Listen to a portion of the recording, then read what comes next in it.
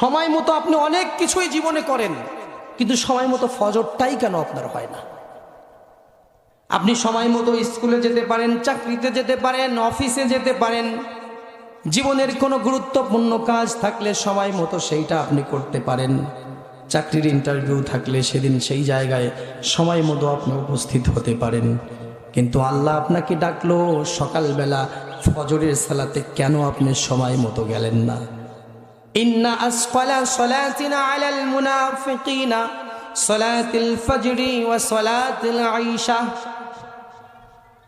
আল্লাহর রাসূল সাল্লাল্লাহু আলাইহি ওয়াসাল্লাম বলেছেন, নিশ্চয়ই মুনাফিকদের জন্য দুইটা নামাজ ভারী হবে। কয়টা নামাজ? আরো জোরে বলতে হবে, কয়টা? ইন্না আসফালা সালাতিন আলাল মুনাফিকিন, মুনাফিকদের জন্য দুইটা সালাত ভারী হবে। এক নাম্বার হলো সালাতুল ফজরি, দুই নাম্বার সালাতুল আইশা।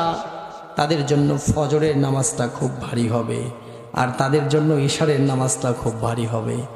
বিশেষ করে ফজর তারা পড়তে পারবে না। আপনি অনেক চেষ্টার পরেও যদি ফজর পড়তে পারেন না, তাহলে মনে করতে হবে আপনার ইমানের মধ্যে ভেজাল আছে। কন্যা হুজুবিল্লাহ। মুনাফিকের লক্ষণ এটা, এখনো পাক্কা ইমানদার হতে পারেন না।